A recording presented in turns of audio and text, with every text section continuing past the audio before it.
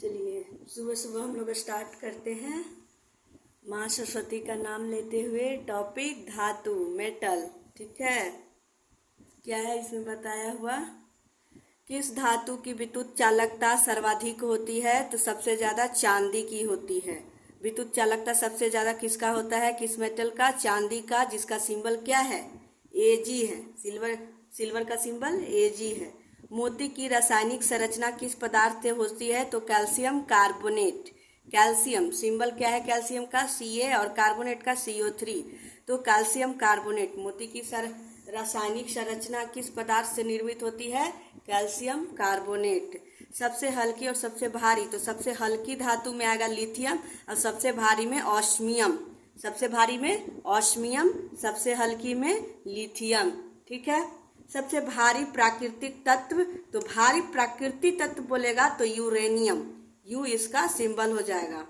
Monazite. Monazite किसका प्रमुख अयस्क है? थोरियम का। मथ, ऐसे याद करेंगे शॉर्ट में, मथ। Monazite thorium. Monazite thorium.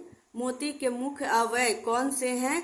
तो एक है एरागोनाइट और दूसरा कॉन्चियोलिन।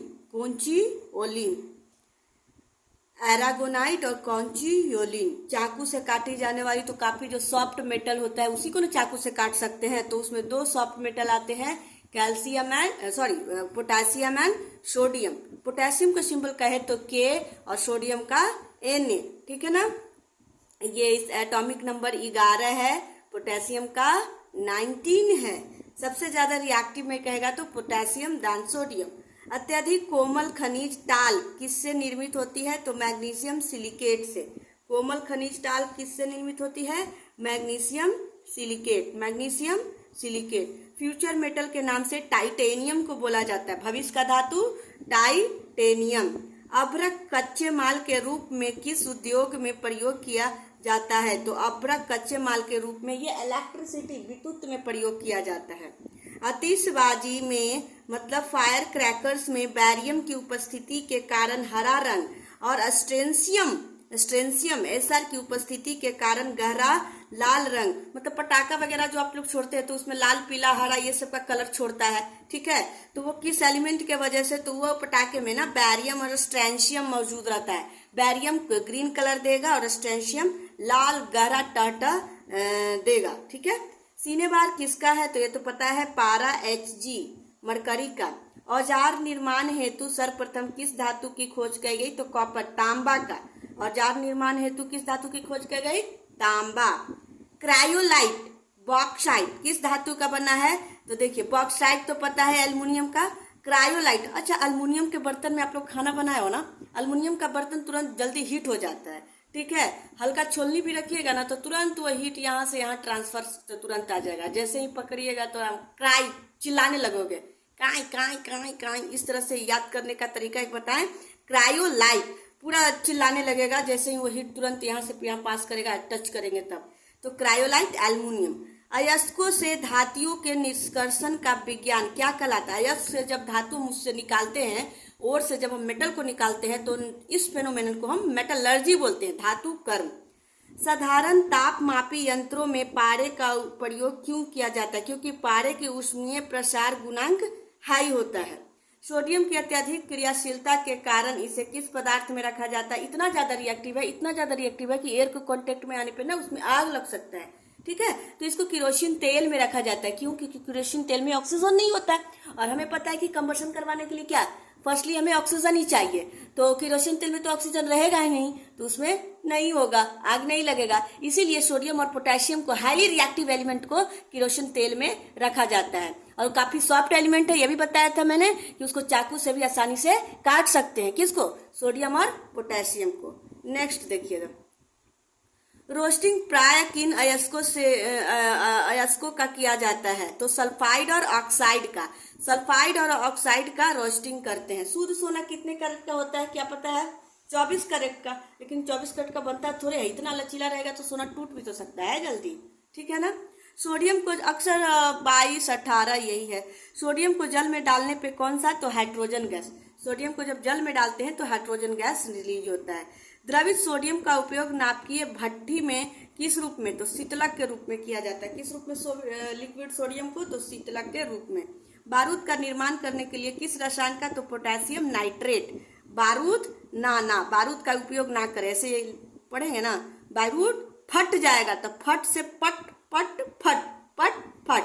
तो बारूद का निर्माण किस रसायन का प्रयोग? तो पोटेशियम नाइट्रेट। याद रहेगा ना, बारूद फट तो पोटेशियम नाइट्रेट। वह कौन सी धातु है जो अपने ही ऑक्साइड की परत से सुरक्षित हो जाती है? तो वो है aluminium. Symbol Al, atomic number 13, mass number 27, valency 3 और इस पे 3 प्लस चार्ज बनाएगा। इसका मतलब वो कोई अदर एलिमेंट नॉन मेटल को 3 इलेक्ट्रॉन दे देगा। आसानी से नहीं देता है क्योंकि काफी न्यूक्लियस से वो बंधा रहता है ना, तो वो एक एक करके वो देगा। ठीक है, आगे इस्पात के जंग संरक्षण या प्रतिरोध गुण एंटी कोरोजन क्वालिटी को बढ़ाने के लिए उसमें क्या किया जाता है? क्रोमियम मिलाया जाता है। क्रोमियम हार्ड बनाने के लिए भी मिलाया जाता है।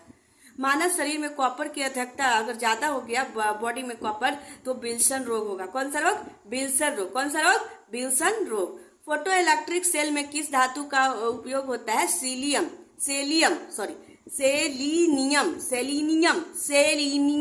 ठीक है, फोटो इलेक्ट्रिक सेल में सेलिनियम।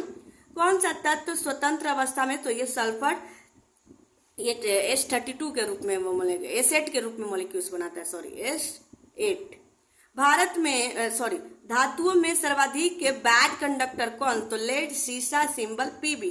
भविष्य फ्यूचर फ्यूल किसे कहा जाता है? तो इसको हाइड्रोजन को। अच्छा, एक बोला था फ्यूचर फ्यूल कहे तो हाइड्रोजन को, अब फ्यूचर मेटल कहे तो टाइटेनियम को। दोस्तों ये याद रखना है आप कि फ्यूचर मेटल कहे तो टाइटेनियम और फ्यूचर फ्यूल कहे तो हाइड्रोजन। चतुष्फलीय संरचना के कारण ही तो पता है टेट्रावैलेंट स्ट्रक्चर किसका होता है? कार्बन का होता है, जो कि कोवलेंट बॉन्ड बनाता है। और कार्बन के अलॉट्रॉप्स आ जाते हैं ग्रेफाइट, डायमंड और बकमिस्टर फुलरेंस। बकमिस्टर फुलरेंस का फॉर्मूला होता है C60। तो डायमंड भी उसी का है ना, अवरूप हीरा, जिसका रिफ्रैक्टिव इंडेक्स कितना होता है? 2.42, जिसके कारण ये अत्यधिक चमकता है। लेकिन इसमें इलेक्ट्रिसिटी पास नहीं करती है, सबसे भारी एलिमेंट के रूप में भी जाना जाता है। ठीक है, प्याज की करवाहट का क्या कारण है? तो प्याज में सल्फर और उसका कंपाउंड पाया जाता है, जिसके वजह से जब हम प्याज काटते हैं ना तो आंखों से झड़ आंसू आती है। ठीक है, यूरेनियम का मुख्य अयस्क क्या है? Pitchblende. क्या है? Pitchblende. शल्य क्रिया में पट्टियों के रूप में किस रासायनिक पदार्थ का प्रयोग किया जाता है? तो कैल्शियम सल्फेट का। शल्य क्रिया में पट्टियों के रूप में किस रासायनिक का प्रयोग? तो कैल्शियम सल्फेट का। सबसे कठोर धातु प्लैटिनम। अच्छा, ये सामान्य नाम green vitriol, blue vitriol, white vitriol, red vitriol, ये अक्सर पूछा जाता है, इसको तो हम ध्यान में रखना है। यहाँ देखिए ग्रीन हरा, तो हरा से याद रखिएगा, हरा आयरन, हरा FeSO4.7H2O, मतलब ये वाटर का मॉलिक्यूल्स है। ब्लू विट्रोल में तो याद ही है कि CuSO4 5H2O। व्हाइट, तो व्हाइट कलर किसका होता है? जिंक का डी ब्लॉक में आता है, तो इसको कलरलेस एलिमेंट भी बोलते, पता ही होगा। तो व्हाइट से याद रहेगा ZnSO4 7H2O। Red vitriol CuSO4 7H2O। देखिए 7 मॉलिक्यूल्स 3 में है, फेरस सल्फेट में है, जिंक सल्फेट में है, कोबाल्ट सल्फेट में है। ठीक है, माणिक्य और नीलम के रासायनिक रूप से एल्युमिनियम ऑक्साइड के रूप की पहचान की जाती है। माणिक और नीलम के रासायनिक रूप से किसकी पहचान की जाती है? Aluminium oxide. किसकी? Aluminium oxide. ठीक है ना, आज यहीं तक इतना मैंने बता दिया। अब इसको देखना है और रिवाइज करना है। ठीक है ना, सिर्फ ऐसे ही देख के छोड़ नहीं देना है, इसको 2-2 बार पढ़ने का एक तरीका होता है, 2-2 बार पढ़े। जैसे किस धातु की विद्युत चालकता सर्वाधिक होती है, एकदम धीरे धीरे 2 बार, 2 से 3 बार। तो विद्युत चालकता सिल्वर, ऐसे झांक झांक के भी पढ़ सकते हैं कि विद्युत चालकता किसका होगा? सिल्वर का होगा। विद्युत चालकता सर्वाधिक सिल्वर।